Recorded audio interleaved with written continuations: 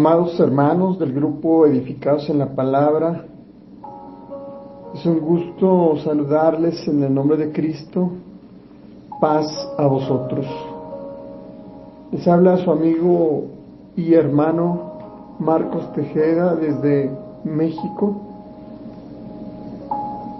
Es una bendición poder dirigirme a cada uno de ustedes a través de esta reflexión que lleva de título La resurrección y sus efectos anunciados. Y como hemos estado reflexionando el estudio de Juan a la luz de la palabra, los pasajes de la resurrección de Jesucristo es lo más glorioso de toda la Escritura, porque expone más de lo que el hombre pudiera imaginar o podría imaginar. Y bueno, para compartir esta reflexión, el texto base que hemos de estudiar es Juan capítulo 16, versículo 16 al 33. Si usted tiene su Biblia, por favor le pido que la abra y podamos leer juntos, que dice de la siguiente manera: Todavía un poco y no me veréis, y de nuevo un poco y me veréis, porque yo voy al Padre. Entonces se dijeron algunos de sus discípulos unos a otros: ¿qué es esto que nos dice? Todavía un poco y no me veréis, y de nuevo un poco y me veréis. ¿Y por qué yo voy al Padre? Decían pues: ¿qué quiere decir con todavía un poco? No entendemos qué habla. Y Jesús conoció que querían preguntarle y les dijo: ¿preguntáis entre vosotros acerca de esto que dije? Todavía un poco y no me veréis, y de nuevo un poco y me veréis. De cierto os digo que vosotros lloráis y lamentaréis, y el mundo se alegrará, pero aunque vosotros estéis tristes, vuestra tristeza se convertirá en gozo. La mujer cuando da a luz tiene dolor, porque ha llegado su hora. Pero después que ha dado a luz un niño, ya no se acuerda de la angustia, porque el gozo de que haya nacido un hombre en el mundo, también vosotros ahora tenéis tristeza, pero os volveré a ver y se gozará vuestro corazón, y nadie os quitará vuestro gozo. En aquel día no me preguntaréis nada, de cierto os digo, que todo cuanto pidiereis en el nombre de mi Padre os lo dará. Hasta ahora nada habéis pedido en mi nombre. Pedid y recibiréis, para que vuestro gozo sea cumplido. Estas cosas os he hablado en alegorías, pues la hora viene cuando ya no os hablaré por alegorías, sino que claramente os anunciaré acerca del Padre. En aquel día pediréis en mi nombre, y no os digo que yo rogaré al Padre por vosotros, pues el mismo Padre mismo os ama, porque vosotros me habéis amado y habéis creído que yo salí de Dios.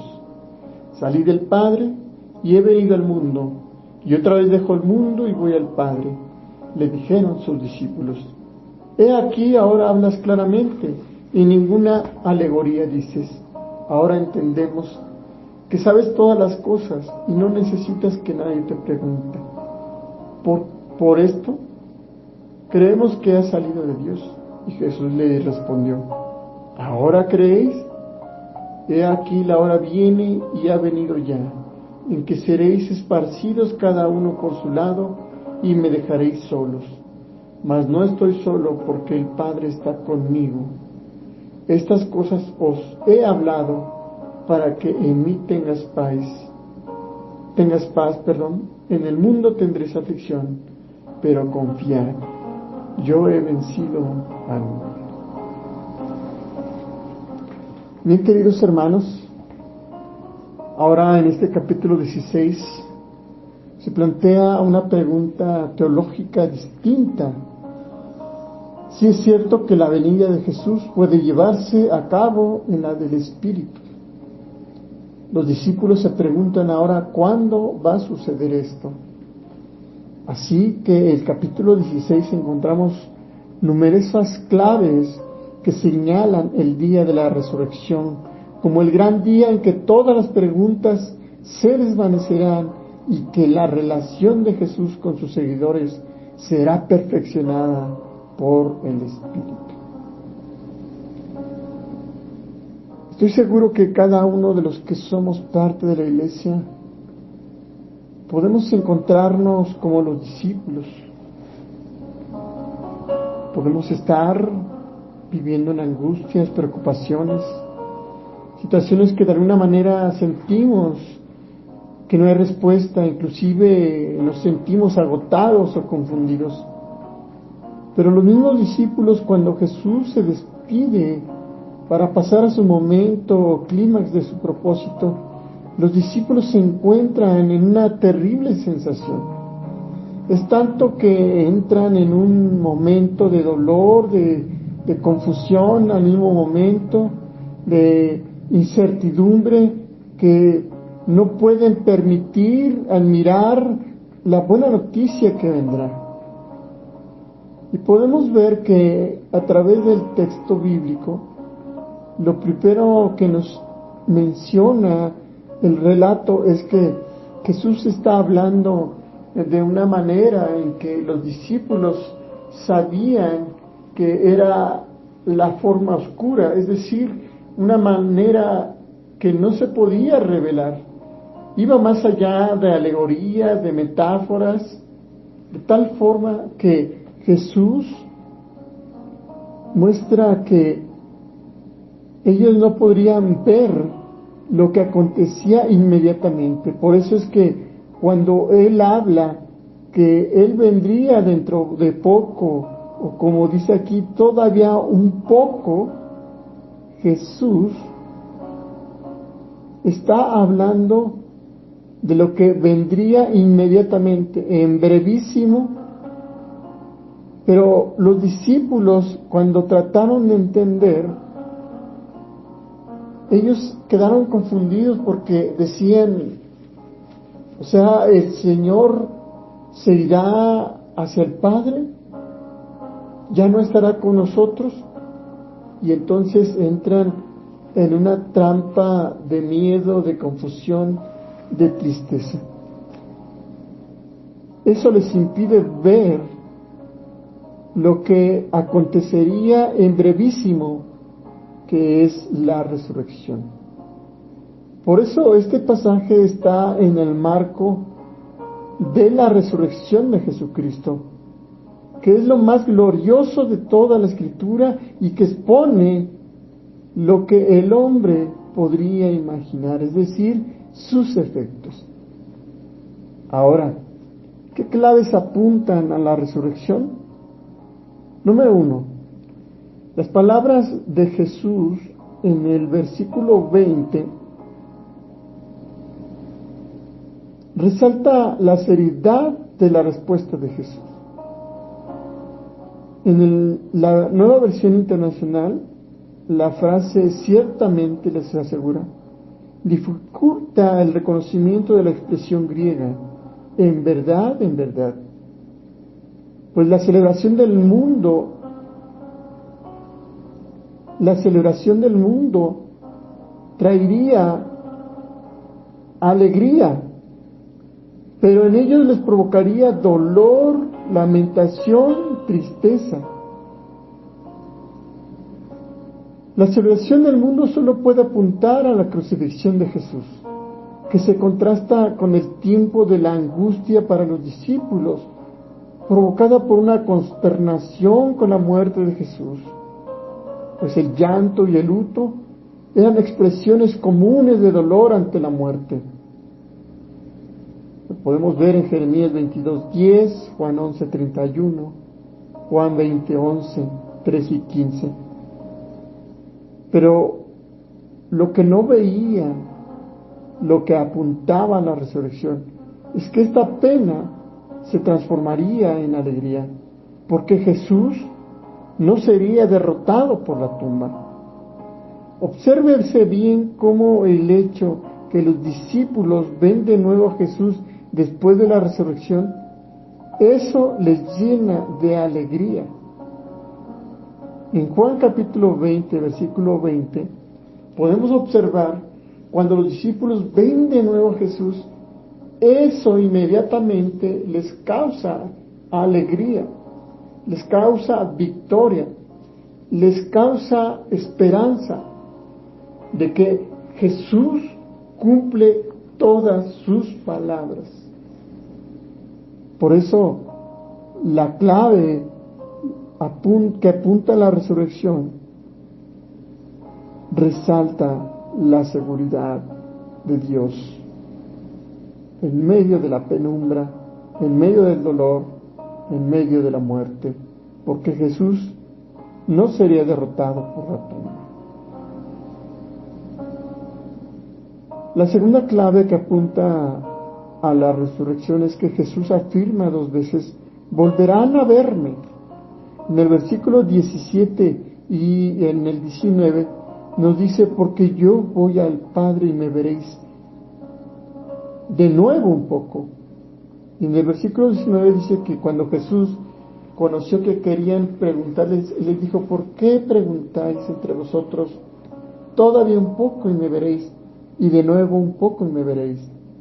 Aquí Jesús está afirmando que volverían a verle. Esta es la identificación que el día de la resurrección los discípulos y Tomás, después de que resucita Jesús, invitaría a verle. Eso lo vemos en Juan capítulo 20, versículos 27 y 29. Pues el propio Juan sabe que esta promesa de ver está en el centro de su confianza respecto a Jesús. En 1 Juan 1:1 dice: lo que hemos visto con nuestros propios ojos, esto les anunciamos respecto al Verbo que es vida. No hay duda de que la alegría prometida en este versículo 20 se cumpliría con la resurrección de Jesús. La tercera clave que apunta a la resurrección es que Jesús utiliza una analogía sobre una mujer con dolores de parto. Esto es muy frecuente en el Antiguo Testamento para ilustrar la angustia que en ocasiones Israel o una persona tenía que soportar antes de poder experimentar los milagros y bendiciones de Dios. Eso lo podemos ver en Isaías 21, del 2 al 3, 16 al 21, Isaías 66, 7 al 10, como Jeremías 13, 21, o Oseas capítulo 12, versículo 13, Miqueas 4, 9, verso 10, o también Apocalipsis 12, del versículo 2 al 5. Pues el sufrimiento de la mujer, en griego, tlipsis, recuerda también el sufrimiento del pueblo de Dios antes de que el Señor traiga la liberación final. Sofonías 1:14 al 15, Habacuc 3:16 y Marcos 13:19 y 24. Esta analogía que Jesús utiliza, en especial en Isaías 26, 16 a 31, nos muestra un pasaje especialmente importante, puesto que en él se combinan las ideas dentro de un poco y la imagen de una mujer con dolores de parto. Señor, nosotros estuvimos ante ti cuando una mujer embarazada se retuerce y grita de dolor al momento de dar luz. Fíjense cómo a continuación Dios responde por medio del profeta: anda, pueblo mío, entra en tus habitaciones y cierra tus puertas tras de ti. Escóndete por un momento hasta que pase la ira. Estas ideas de sufrimiento y dramática liberación son típicamente escatológicas, es decir, mensaje de esperanza, pues la cruz y la resurrección representan una dramática liberación. Incluso es más que esto, ya que tales eventos inauguran verdaderamente una era en la que se imparten dones de esperanza como el Espíritu. Ahora, hermanos, esta alegría de ver a Jesús no solo llevará a una renovada relación con Él, sino que tendrán dos notables efectos. Número uno, la alegría del entendimiento. En el versículo 23 de Juan 16, dice que en aquel día no me preguntaréis nada. De cierto os digo que todo cuanto pediréis al Padre en mi nombre, os lo dará. Se da cuenta, hermanos, que hay una alegría del entendimiento y también el gozo de la oración eficaz. Todo lo que pediréis en mi nombre os se dará. Es notable, hermanos, que los efectos de la resurrección ante la confusión que se describe en el versículo 16 al 18, no volverá ya a afectarles, pues al final entenderán. En el versículo 25 al 30 vemos que la analogía, las alegorías se han acabado, porque Jesús habla claramente que en Él toda confusión se disipará y no volverá a afectarles, pues también entenderán el trascendental acontecimiento de la resurrección. Disipará también de inmediato sus recelos, dudas, confusión, miedos, pero sobre todo angustia y dolor. Naturalmente, hermanos, estos fieles discípulos habían pedido muchas veces cosas a Dios en oración. Sin embargo, el nuevo orden teológico estipula que pidan en el nombre de Jesús, lo cual es algo nuevo, algo que pertenece a la nueva era espiritual inaugurada por la obra de Jesús. Pues Él ha dicho, se cumplirá. Y lo podemos ver en Juan capítulo 14, versículo 13 y 14, Juan 15, 7 y 16. Pues todo lo que pidamos en el nombre de Jesús se hará, porque es la nueva orden teológica que estipula Jesús para que de esa manera quede inaugurada la obra de Jesús en cuanto al cumplimiento de sus promesas. En el nombre de Cristo, en el nombre de Jesús, es tanto el pasaporte por el que los discípulos pueden reivindicar acceso a la presencia misma de Dios, como el medio a través del que llega la respuesta divina. Cuando nosotros oramos en el nombre de Jesús, entendemos que Jesús es nuestro pastor, porque Él es el benefactor que suplirá nuestras necesidades. La intimidad que gozaremos al morar en Él y su obediencia a su palabra aseguran el cumplimiento con fidelidad de sus palabras. Ahora, hermanos, en el versículo 28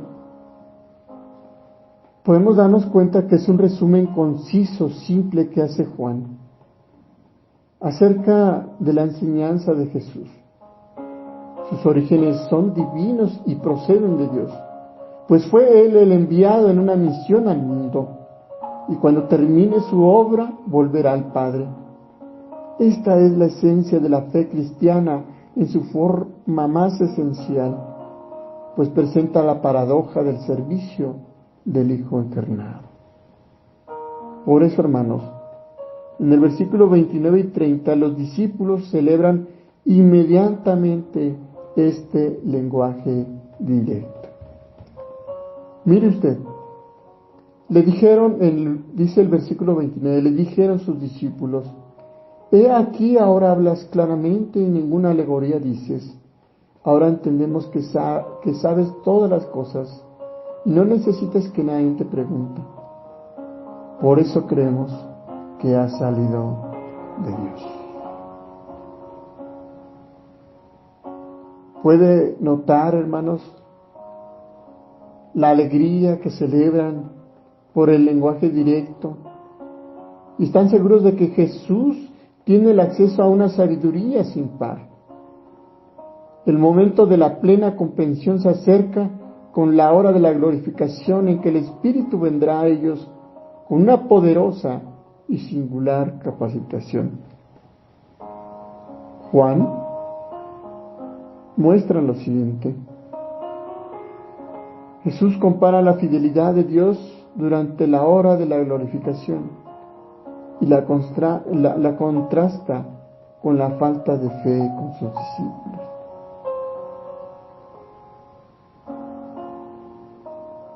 Es la manera en que nosotros podemos darnos cuenta que la resurrección, hermanos, tiene notables efectos cuando nosotros nos sentimos de una manera confusos o inclusive, como decía al principio, con angustias, con situaciones, y que estamos a punto de tirar la toalla. Juan, ahora en el versículo 33, nos muestra que tenemos las últimas palabras de Jesús a sus discípulos antes de su arresto. Pues podemos ver en el versículo 31 y 32 que Jesús cambia el tono disciplinario de sus palabras, pues Él transmite consuelo y certeza a sus discípulos. Su exhortación les es aprovechosa, puesto que los días futuros habrían de ser difíciles para ellos. Jesús se ha referido ya a la paz y el gozo como dones que tienen sus seguidores, pero sin embargo estas cosas han de verse en el contexto de lucha, de problemas, de conflicto que ellos tienen en el mundo. Mire, el discipulado consiste en aprender a descubrir la paz cuando estamos rodeados de amenazas. El discipulado consiste en poseer tranquilidad a pesar de quienes son hostiles a nuestra fe. Y la solución es el valor. Podemos ver en el versículo 33, en la parte última, Jesús dice a sus discípulos: pero confiad, yo he vencido al mundo. Así que, hermanos, ante la zozobra, ante el recelo, ante la angustia, la solución es el valor. Aquí en griego aparece la palabra tarseo, que significa anímense. Juan utiliza esta palabra que solo aparece en este pasaje y que en los otros sinópticos se utiliza para describir la actitud que Jesús pidió a sus discípulos durante la tormenta en el mar de Galilea. Lo podemos ver en Mateo 14:27, Marcos 6:50. Esta misma palabra que el Señor le dio a sus discípulos también se la dio a Pablo en Jerusalén cuando estaba rodeado por sus enemigos. Hechos 23:11. A pesar de las circunstancias, la victoria de Jesús, Él dice: yo he vencido al mundo. Esto pesa más que cualquier peligro de la crisis presente. Ahora, hermanos, vamos a aplicar este pasaje. ¿Cómo podemos aplicar este pasaje? Como decía hace un momento, ¿quién de nosotros que atraviesan circunstancias dolorosas, de aflicción, o por ejemplo que nos avisan que nuestra hipoteca está vencida, o que estemos luchando contra una enfermedad nuestra o de un ser querido, o que perdiste un trabajo, que vas a perder quizá un año de clases, porque todo lo que hiciste no alcanzó el pase, o que en este momento hayas perdido un ser querido y te estés preguntando qué está pasando.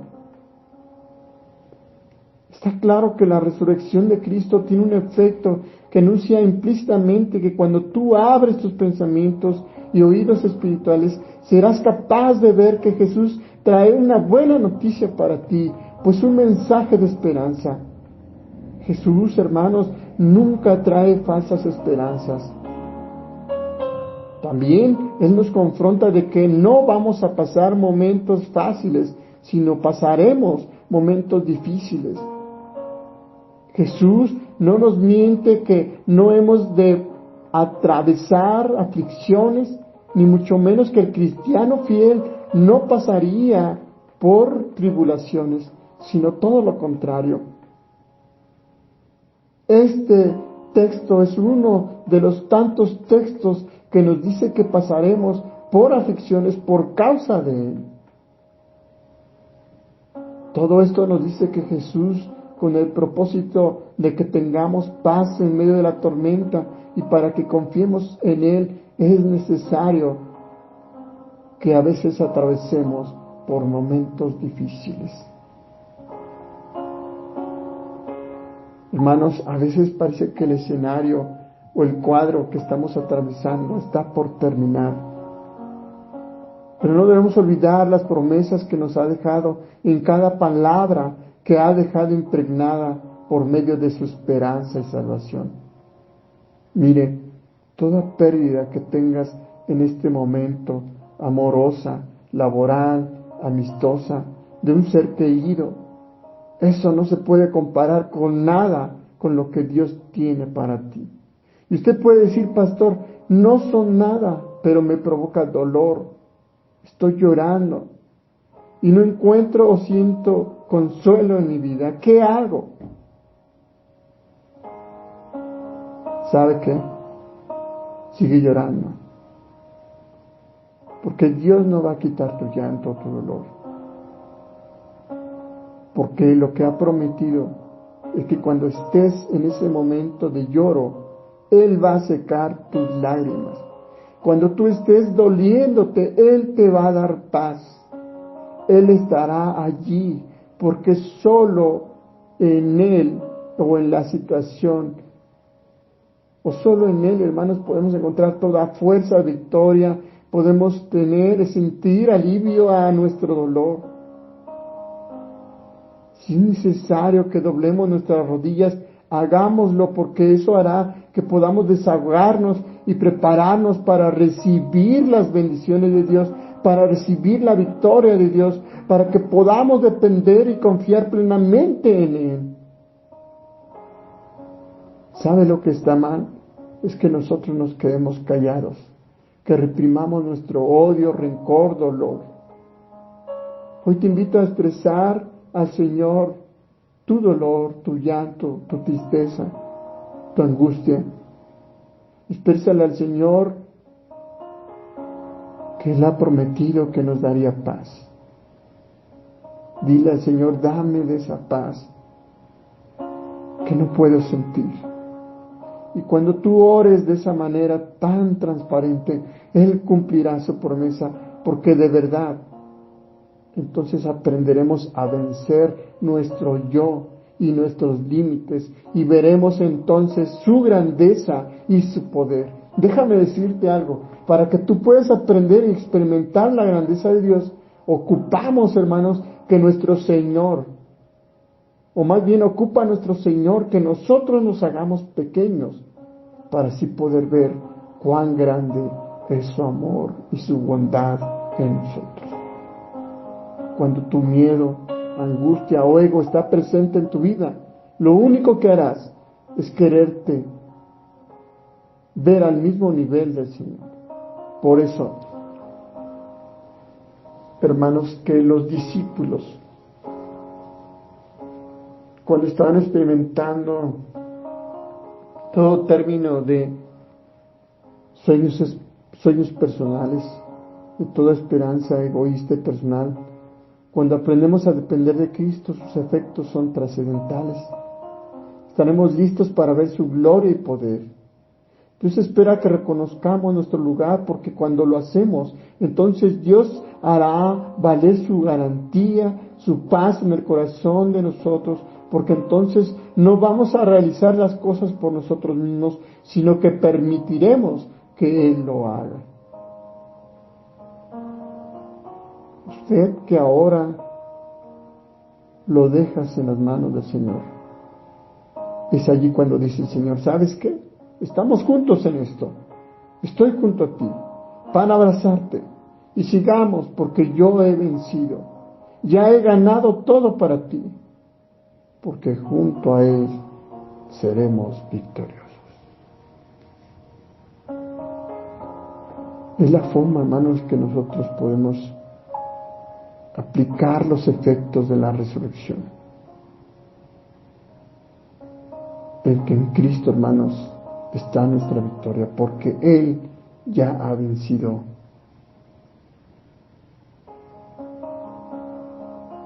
cualquier oponente que podamos tener. Y eso, hermanos,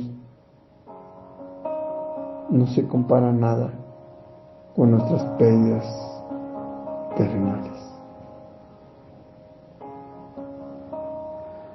Así que, queridos hermanos, estos son los efectos de la resurrección. Traen gozo en medio del lamento.